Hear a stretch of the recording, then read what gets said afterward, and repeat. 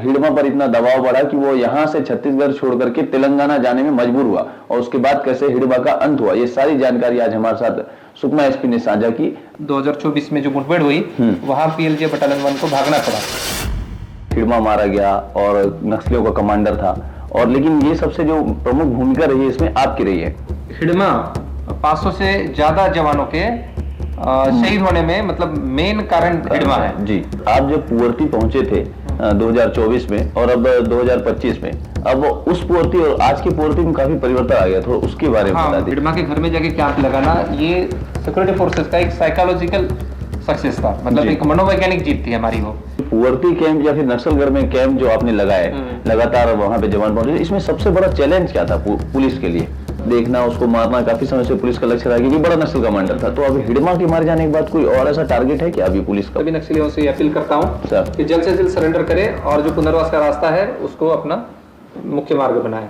लगातार social media में हिडमा को लेकर के काफी खबरें दिखाई जा रही है और काफी हिडमा ट्रेंड पर है, लेकिन हिडमा कैसे मारा गया, कैसे उसका एनकाउंटर हुआ और कैसे उसके गांव में हिडमा के गढ़ में जो है पुलिस पहुंची, ये सारी चीजों के जानने के लिए, और हिडमा के अंत के पीछे जो सबसे बड़ा जो कारण रहा है या फिर उसका जो मुख्य किरदार रहा है, वो रहे हैं सुकमा एसपी किरण गंगाराम चौहान। तो इतने हिडमा के गढ़ में पहुंचने से लेकर हिडमा के मारे जाने तक का जो सफर रहा है, उसको लेकर के आज हम सुकमा एसपी किरण गंगाराम चौहान से चर्चा करेंगे कि क्या ऐसा रहा कि कैसे उन्होंने उसके गढ़ में पहुंचा और कैसे हिडमा मारा गया। सारी जानकारी के लिए आज हम हमारे साथ चर्चा करने के लिए रेडी है सर, तैयार है सुकमा के एसपी सर नमस्कार। नमस्ते सर, लगातार हिडमा को लेकर के चर्चा ही रही है, सोशल मीडिया में काफी चर्चा रही है कि हिडमा मारा गया और नक्सलियों का कमांडर था, और लेकिन ये सबसे जो प्रमुख भूमिका रही है इसमें आपकी रही है। और इन सब के बीच ये देखने को मिला कि जो फरवरी 2024 में सबसे पहले सोशल मीडिया में एक फोटो वायरल हुई कि आप उसके घर पहुंचे थे और उसकी मां के साथ, जी हिडमा की मां के साथ, तो वो फोटो भी काफी सोशल मीडिया में छाई रही है। तो सर, हिडमा के गढ़ में कैंप खोलने से लेकर के हिडमा के मारे जाने के बीच थोड़ा सा आप उसकी जानकारी दीजिए, कैसे वहां पे आपने कैंप खोला? सबसे पहले मैं तो हिडमा के बारे में बताना चाहूंगा कि हिडमा क्या था। हिडमा पीएलजे बटालियन नंबर 1 है, उसका कमांडर उसको माना जाता था और उसको सीसीएम में भी प्रमोट किया गया था। हिडमा मूलतः पुवर्ती का रहने वाला है, जो सुकमा में ही आता है। सुकमा बीजापुर सीमावर्ती क्षेत्र का जो इलाका है पुवर्ती करके जी। तो हिडमा बचपन से बड़ा यही हुआ, और यहाँ जब आंध्रा तेलंगाना से जो तेलुगु नक्सली लीडर यहाँ आए तो उन्होंने यहाँ जो यूथ है उनको रिक्रूटमेंट करना चालू किया। तो हिडमा 4वीं-5वीं तक पढ़ा भी है, और उसके बाद जब नक्सली लीडर ने आके उसको इस क्षेत्र की जो नक्सली कार्रवाई है उसमें भर्ती करना शुरू किया, और हिडमा धीरे धीरे करके वैसे बढ़ता गया और काफी बड़े बड़े घटनाओं में हिडमा सा मिल रहा है। मतलब जो सोशल मीडिया में चल रहा है ये सब बहुत सारे लोगों को इसकी जानकारी नहीं है जी। लेकिन जो बड़े बड़े घटना है, जैसे ताड़मेटला 2010 का घटना जिसमें 76 जवान अपने जो शहीद हुए थे, सीआरपीएफ और एक पुलिस का जवान था जी, तो 76 जवान उसमें शहीद हुए थे। बुरकापाल में जो बड़ा इंसिडेंट हुआ तो उसमें 25 जवान शहीद हुए थे। उसके अलावा मिनपा में 17 जवान शहीद हुए थे। टेकलगुडम में 23 जवान शहीद हुए थे। भेची इंदिरा एक्सिस पे जो एम्बुश हुआ था उसमें 12 जवान शहीद हुए थे। उसके अलावा किस्टाराम एक्सिस में एक आईडी ब्लास्ट हुआ था। तो हिडमा 500 से ज्यादा जवानों के शहीद होने में मतलब मेन कारण हिडमा है जी। हाँ, तो हिडमा को मतलब हम ऐसे नहीं देख सकते। अब ये हो गया जवानों का हम बोल सकते हैं जी। मुखबिरों के नाम पे कितने आदिवासी लोगों की यहाँ हत्या हुई है जो नक्सल संगठन ने की है, जो नक्सल संगठन हिडमा के नेतृत्व में सुकमा जैसे जिले में चल रहा था।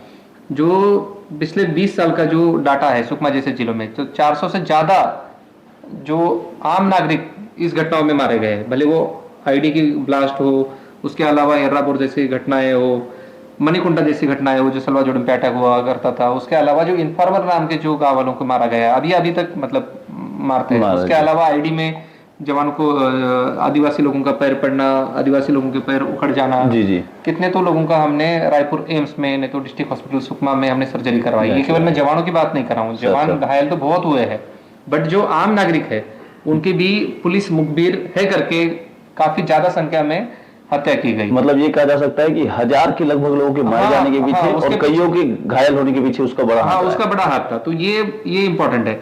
और पूरे क्षेत्र में मतलब पूरे सुकमा बीजापुर जैसे क्षेत्र में सर बिल्कुल रास्ते नहीं जाने देना, बिजली वहां नहीं पहुंचना है, जो विकास की एजेंसियां वहां काम नहीं कर सकती, स्कूल नहीं चल सकते, आंगनवाड़ी नहीं चल सकती, तो कितने बच्चों का भविष्य बर्बाद हुआ है। जी। मतलब पिछले 30-40 सालों से सुकमा कोई जिला आगे बढ़ता है, सुकमा जैसा जिला, बीजापुर जैसा जिला, तो बस्तर के बहुत सारे जो गांव है वो पीछे पड़े।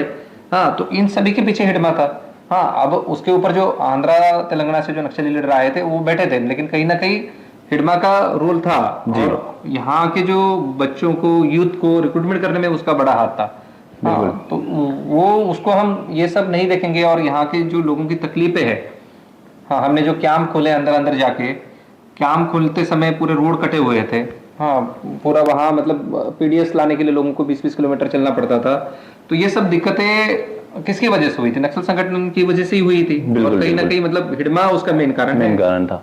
तो सर, आप जब पुवर्ती पहुंचे थे 2024 में और अब 2025 में, अब उस पुवर्ती और आज की पुवर्ती में काफी परिवर्तन आ गया, थोड़ा उसके बारे में बता दीजिए। अब हमने जो जिसको हम मिशन हिडमा बोल सकते हैं, मतलब पीएलजे बटालियन नंबर 1 का टारगेट करने का जो ओवरऑल एक हमारा टारगेट था जी, तो हमने सबसे पहले जो पीएलजे बटालियन वाला का जो कोर क्षेत्र था जहां उनका प्रभाव था, उस क्षेत्र में काफी ज्यादा संख्या में कैंप लगाए।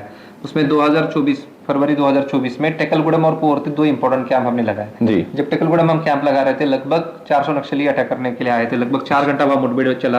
अच्छा। हाँ, 29 जनवरी 2024 को, जो पुवर्ती से पहला कैंप है टेकलगुडम, जी, क्योंकि हम वहां से एंटर किए थे। हाँ, बिल्कुल 400 नक्सली वहां अटैक करने आए थे और 4 घंटा वहां मुठभेड़ चला। उसमें डीआरजी, एसटीएफ, सीआरपीएफ, कोबरा सभी की टीमें लगभग मौजूद थी, लेकिन काफी बहादुरी से जवानों ने वहां मतलब बटालियन नंबर 1 है उसका मुकाबला किया। हमारे 3 जवान शहीद भी हो गए उस हमले में, लेकिन हमने नक्सली भी 10-12 नक्सली उसमें मार गिराए और नक्सलियों को वहां से भागना पड़ा। ये मतलब उनको बहुत बड़ा धक्का था, क्योंकि उसी टेकलगुडम में 2021 में हमारे 23 जवान शहीद हुए थे और उसी जगह पे ये 2024 में जो मुठभेड़ हुई वहां पीएलजे बटालियन 1 को भागना पड़ा। पुवर्ती से पहला स्टेप ये था और अगले 15 दिन में हमने पुवर्ती में जाके कैंप एस्टैब्लिश किया। टेकलगुडम में उतना दहशत था नक्सलियों के बीच में हमारे फोर्सेस का, पुवर्ती में वो सीधा अटैक करने के लिए उन्होंने मतलब वो हिम्मत नहीं की। मतलब उन्होंने इन जवानों की ताकत को जाना कि कितना मतलब अभी वहां पे पुलिस स्ट्रांग हो गई है कि अब नक्सलियों के घर भी उनको बैकफुट पे ढकेल दिया जाए। और पुवर्ती 2025 में जब हम लगाए तो डायरेक्टली आमने सामने लड़ने के लिए नहीं आए, लेकिन वो बीजेल वगैरह का अटैक करते थे, हमने भी उसका जवाब दिया जी। बट वो डायरेक्टली आमने सामने लड़ाई करने के लिए वहां नहीं आए। उनको समझ में आ गया टेकलगुडम में जैसे आमने सामने का मुकाबला हुआ था, वैसा पुवर्ती में नहीं हुआ। पुवर्ती में बीच बीच में आके बीजेल फेंकना, दूर से गोली चलाना, मतलब दूर से करना, ये सब चीजें चल रहा था। बट आमने सामने की लड़ाई जो हुई थी वो टेकलगुडम में हुई थी। तो मेन हमारा जो लड़ाई हुआ टेकलगुडम में हुआ, उसकी वजह से पुवर्ती लगाना हमें सिंपल रहा जी। बट पुवर्ती लगाना वो एक साइकोलॉजिकली उनको बहुत डिस्टर्बिंग था। मतलब हिडमा का गांव था, बटालियन नंबर 1 वहां बरसों से काम कर रही थी। उस क्षेत्र में हमारे बहुत सारे जवान जब पहले गए थे, शहीद हुए थे, तो वहां जाके कैंप लगाना, हिडमा के घर में जाके कैंप लगाना, ये सिक्योरिटी फोर्सेस का एक साइकोलॉजिकल सक्सेस था। मतलब एक मनोवैज्ञानिक जीत थी हमारी वो। उसके बाद हम आगे बढ़ते गए, मतलब पुवर्ती के बाद रायगुडम, तुमालपाड़, गोमगुड़ा, जो पीएलजे बटालियन 1 का जो प्रभावशाली क्षेत्र था जी, उस पूरे क्षेत्र में हमने कैंप लगाए पिछले साल 1.5 सालों में। उसके अलावा बीजापुर जिले से भी तर्रेम से जो पामेड एक्सिस है, उस पामेड एक्सिस को भी खोला गया। तो उसकी वजह से जो पीएलजे का मेन प्रभाव क्षेत्र था वो पूरा टूट गया और बटालियन को भागने को मजबूर हुआ। और बटालियन आप जानते हैं कि करेगटालू क्षेत्र में गई, फिर वहां सभी जिलों ने मिलकर बीजापुर, सुकमा, दंतेवाड़ा, सीआरपीएफ, कोबरा, इन्होंने एक बड़ा ऑपरेशन करेगटालू में आप चला, आपने देखा होगा सर। मतलब महीना भर ऑपरेशन चल रहा था इसी साल 2025 में, अप्रैल में ये महीने की बात है जी। तो करेगटालू होने के बाद और ये सब कैंप लगने के बाद हिडमा के पास कोई ऑप्शन नहीं बचा था कि छत्तीसगढ़ को छोड़ के तेलंगाना और आंध्र प्रदेश तरफ जाए। हाँ, तो सिक्योरिटी फोर्सेस ने जो दबाव यहाँ निर्मित किया सुकमा बीजापुर क्षेत्र में जी, तो उसकी वजह से हिडमा को यहाँ की जगह छोड़नी पड़ी और वो आंध्रा में जाके मारा गया। सर, जो पुवर्ती कैंप या फिर नक्सलगढ़ में कैंप जो आपने लगाए, लगातार वहां पे जवान पहुंचे, इसमें सबसे बड़ा चैलेंज क्या था पुलिस के लिए? मैं वही बोल रहा हूँ कि वहाँ चैलेंज नक्सलियों का था। उसके अलावा नक्सलियों की आरपीसीज वहाँ काफी ज्यादा संख्या में एक्टिव थी और काफी स्ट्रांग थी। पूरा नक्सली लंबे समय से वहाँ अपना राज जमा के बैठे हुए थे, तो सबसे पहले घुसना ही वहाँ बहुत बड़ा चैलेंज था। पहले हम लोग सर जगरगुंडा से सिलगिर जब जाते थे 2021 में, जब वहाँ पे सिलगिर के कैंप का विरोध कर रहे थे मूलवासी बचाओ मंच के लोग, तब जब हम गए थे तो जगरगुंडा से हमको सिलगिर जाने में कम से कम 2 से 2.5 घंटे लग गए थे। पूरा रास्ता कटा, बिल्कुल रास्ता ही नहीं था। हम तो पगडंडियों पे बाइक से गए थे। तो ऐसे में फोर्स कैसे पहुंची, थोड़ा इसकी जानकारी दीजिए। हाँ, जैसे मैं वही बोल रहा हूँ, जब रास्ते वगैरह काटे रहते नक्सली, तो पूरा पोकलेन लेके वगैरह पूरा मशीनरी लेके हम आगे आगे बढ़ते रहते धीरे धीरे। नक्सलियों का अटैक लगातार होता रहता है जी। और पूर्ति लगाते समय मतलब इस प्रकार के आईडी में भी हमारे कितने सारे जवानों को पैर हमें ये करना पड़ा जी। फिर वो इमीडिएटली उनको हमें इवैक्यूएशन करना पड़ा। उसके अलावा वहां जाने के बाद गांव वाले भी इनिशियली मतलब बहुत ज्यादा सपोर्ट नहीं था सर। फिर धीरे धीरे कैंप लगने के बाद मेडिकल कैंप वहां लगाया गया, फिर वहां फैसिलिटीज जनरेट की गई, रोड बनाया गया, बिजली का काम वहां कराया गया, स्कूल खोले गए वहां फिर से। इसकी वजह से भी गांव वाले हमसे धीरे धीरे धीरे जुड़ना चालू हो गए और वो पूर्ति से आगे भी जैसे रायगुड़म हो गया, तुमालपाड़, गोमगुड़ा एक्सिस में भी इस प्रकार के काम फोर्स द्वारा काफी ज्यादा संख्या में किए गए। जी। तो सर जैसे पूर्ति अपनी फोर्स वहां पे पहुंची और सिलगेर से लेके जो पुअर्थी का जो रास्ता था, इस बीच में निर्माण कार्य के लिए अभी देखा गया कि आप लोगों द्वारा बेली ब्रिज का जो निर्माण करवाया गया, बेली ब्रिज क्यों बनवाया गया, थोड़ा उसके बारे में जानकारी बता दीजिए दर्शकों को। हाँ, मतलब जो नॉर्मल ब्रिज बनाने के लिए समय बहुत ज्यादा लगता है, मतलब जिस हिसाब से सेंसिटिव इलाका था तो वहाँ बेली ब्रिज निर्माण करके काम को जल्दी जल्दी किया गया। बीआरओ वहाँ अभी काम कर रही है सिलगेर से पुअर्थी से आगे भी जी, रायगुड़म, गोमगुड़ा, इधर दुलेड़ एलमागुंडा तरफ, उधर पामेड़ तरफ रास्ता बीआरओ वहाँ बना रही है और इस क्षेत्र में विकास के काम बहुत ज्यादा मात्रा में शुरू है। प्रशासन द्वारा भी लगातार आधार शिविर वगैरह लगाया जा रहा है और गाँव वालों को जो बेसिक मूलभूत सुविधा है वो वहाँ अवेलेबल करा के दी जा रही है। मतलब इतना 30-40 साल से ये क्षेत्र में बिल्कुल कुछ नहीं हुआ, मतलब जो बेसिक सुविधाओं के लिए भी गांव वालों को मतलब वंचित रखा गया है। बिल्कुल। वहां कैंप लगने के बाद प्रशासन और अच्छे से वहां पहुंच रही है, गांव वालों को सुविधा उपलब्ध करा के दे रही है, ये सबसे बड़ी जीत है। तो सर क्या ये कहा जा सकता है कि 2024 में किरण गंगाराम चौहान का पुअर्थी पहुंचना और अब देखा जाए कि 2025 के अंत तक अगर कोई नया आदमी पुअर्थी जाता है तो उसको तो समझ ही नहीं आएगी कि 50 साल जो लोग वहां कहीं पुअर्थी गए नहीं थे उसको तो समझ नहीं आया। क्योंकि अब मैंने देखा, क्योंकि जब हिड़मा मारा गया था उसके बाद भी कई मीडिया कर्मी वहां गए थे तो सीधे कार से पहुंच पा रहे थे और 2021 में लोग बाइक से भी नहीं जा पाते थे पुअर्थी।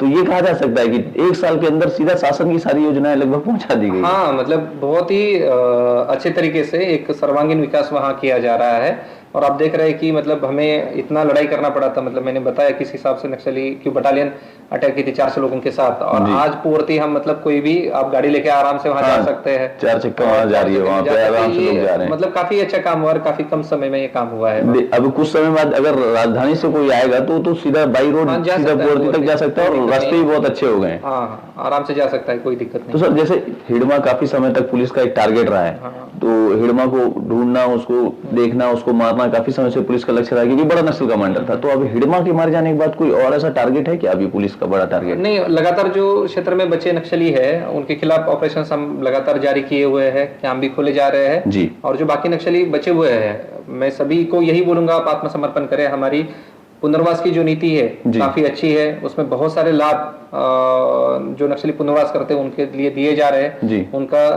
कौशल्य ट्रेनिंग कराया जा रहा है, उसके अलावा उनको बेसिक मूलभूत सुविधा जैसे घर, ये सब अवेलेबल कराया जा रहा है। तो मैं सभी नक्सलियों से अपील करता हूं कि जल्द से जल्द सरेंडर करें और जो पुनर्वास का रास्ता है उसको अपना मुख्य मार्ग बनाएं।